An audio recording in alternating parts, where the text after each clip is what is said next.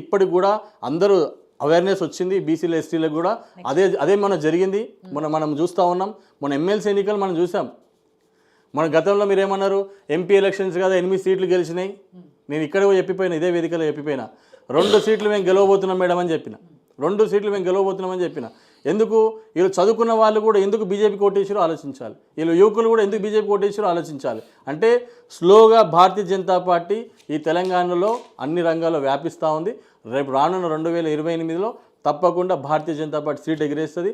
దయచేసి ఇప్పటికైనా కూడా మనం గుర్తుపెట్టుకోవాల్సిన విషయం ఏంటంటే అన్ని రంగాల్లో అభివృద్ధి చెందాలి మేడం. విద్యారంగం అయితే పూర్తిగా కుంగిపోయింది మొత్తం, అసలు ఎక్కడ పట్టించుకున్న లేదు. మన తెలంగాణ నుంచి ఒక్క బిడ్డ కూడా ఎందుకు క్రీడాకారునిగా బయటకు రాలేకపోతుంది?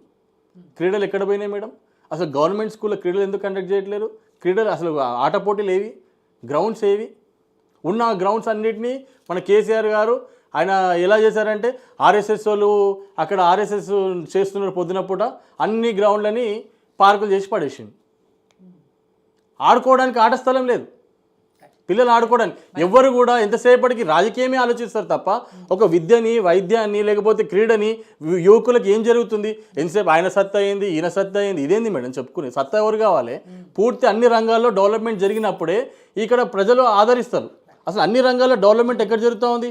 ఈ విషయంలో తప్పకుండా మనం ఆలోచించాల్సిన అవసరం ఉంది. ఇప్పటిదాకా అన్న చెప్తా ఉన్నాడు రేషన్ కార్డులు ఇచ్చినామని. ఎక్కడ రేషన్ కార్డులు ఇచ్చిన గురించి మళ్ళీ మాట్లాడదాం. శ్రవణ్ గారు, ఇక్కడ కేటీఆర్ గారు మాట్లాడుతూ రేవంత్ గారి గురించి, రేవంత్ మాట ఢిల్లీలో చెల్తలేదు, ఆయన మాట ఇక్కడ ఎమ్మెల్యేలు ఎవరు వింటలేరు, మంత్రులు కూడా ఎవరు వింటలేదు, ఏకాకైపోయాడు. ఈవెన్ విజయార్య గారు కూడా ఇదే చెప్తున్నారు, వచ్చే నెలలో లేదా నెల రోజుల్లో ముఖ్యమంత్రి మార్పు ఉంటుంది అని. బీజేపీ నాయకులు కూడా గతంలో చాలాసార్లు ఇదే ప్రస్తావన తీసుకొచ్చారు. నిజంగా అలాంటి సంకేతాలు ఏమైనా ఉన్నాయా? మీకు ఐడియా ఉందా? నేనైతే మీరు చెప్పినట్టు కేటీఆర్ వ్యాఖ్యల్ని వాళ్ళు చెప్తున్నట్టు బీజేపీ గారు తన ఏలేటి గారు అనుకుంటారు తరచూ వ్యాఖ్యలు చేస్తారు. నేను వీటిని నమ్మను, వీటిని విశ్వసించాను. ఇవి మనసులో పట్టించుకోకూడదు. కానీ స్వయాన రేవంత్ రెడ్డి గారు చెప్తున్నాడుగా, నా కుర్చీ మీద కన్నేశారు, నా మాట వింటలేరు, నేను మారిపోయానంటూ అక్కడ చెప్పి రావడం, ఇవన్నీ చూస్తుంటే నిజమే అనిపిస్తుంది. ఆయన చెప్పింది కూడా ఎక్కడ ఆన్ రికార్డ్ రాలేదు.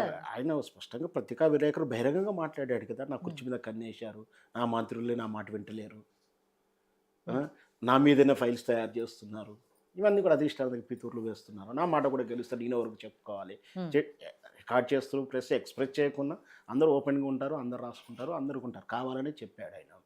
సో అంటే ఇప్పుడు కేటీఆర్ గారు అన్నారు అంటే ప్రతిపక్ష పార్టీ నాయకుడికి ఏదో అనాలి కాబట్టి అండి ఉండొచ్చు, అన్నాడని మనం అనుకున్నాం.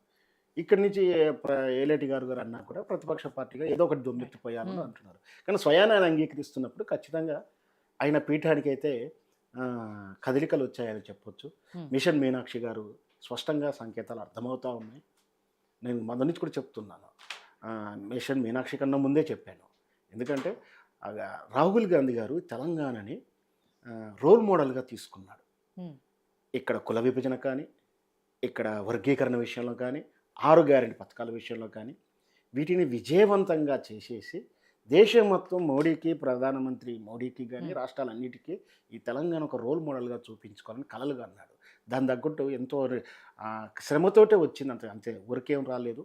అధికారంలోకి వచ్చింది, దాని పట్టుత్వం పట్టుకొని దీన్ని ఎంత సక్సెస్ చేద్దాం అనుకున్నప్పుడు కేవలం రేవంత్ రెడ్డి యొక్క రకరకాలైనటువంటి ధోరణుల వల్ల ఇక్కడ ఫెయిల్ అవుతున్నామని చెప్పి ఆయన సవరించుకొని దానిలో భాగంగా దిద్దుబాటు చర్యలు ప్రారంభించి ఎక్కడ జరుగుతుందో ప్రధాన లోపం ఎక్కడి నుంచి ఉందో అని చూసేసి ఎక్కడెక్కడ జరగాలనో అక్కడి నుంచి ఎక్కడైతే మనం సవరణ చేస్తే బాగుంటుందంటే మొదట వాళ్ళ ఇన్ఛార్జిని మార్చారు, దాని తగ్గట్టు ఫలితాలు చూసాం. స్పష్టంగా ఇప్పుడు ఎమ్మెల్సీ ఎన్నికల టికెట్ల విషయంలో కూడా అసలు ఆయన ప్రమేయం కాదు కూడా, ఊసే లేకుండా ఆయనతో కన్సల్టెన్సీ లేకుండా టికెట్లు ఇచ్చారంటే ఇక్కడ ఖచ్చితంగా స్పష్టంగా అర్థమవుతుంది. మరి ఎందుకు లేటుగా మారుస్తున్నారు ముఖ్యమంత్రిని, అది మారుస్తారా అంటే ఖచ్చితంగా దీర్ఘకాలిక ప్రణాళిక. ఎందుకంటే అది మనలా చిన్నపిల్లల ఇటు వచ్చేసి కోపం వచ్చేసి వెళ్ళిపోవడము, ఒక మగడు పిల్లలు కూడా పెట్టుకుని సుట్కేసి ఎమ్మడి వెళ్ళిపోవడానికి అంత క్షణికా విషయాలు కాదు రాజకీయాలు, ఒక దీర్ఘకాలం. ఎందుకంటే ఉన్న పలంగా ఆయన అంటే ఒక రేవంత్ రెడ్డి కానీ ఇంకెవరు కానీ ముఖ్యమంత్రి మారిస్తే ఆయనతో పాటు 20-30 మంది వెళ్తారేమో, వెళ్ళకుండా 20-30 మంది కనెక్టివిటీ కట్ చేసేసి ఆయన ఒంటరిని చేసి పంపించే ప్రక్రియలో భాగంగా ఆయన ఉన్నా లేకున్నా ఏం జరగాలనే ఉద్దేశం రాజకీయ ఎజెండాలుగా మారుతుంది.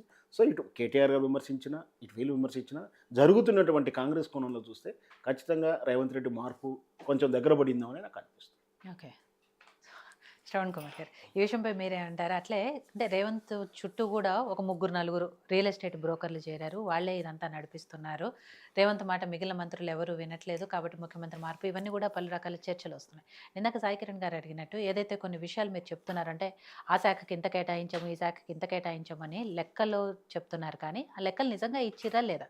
ఇస్తే ఒక శ్వేతపత్రమో లేకపోతే వాళ్ళు వేసినట్టు ఒక బుక్ రూపంలోనో రిలీజ్ చేయండి అంటున్నారు. ఫైనల్గా ఏం చెప్పదలుచుకున్నారు వీటన్నిటి గురించి?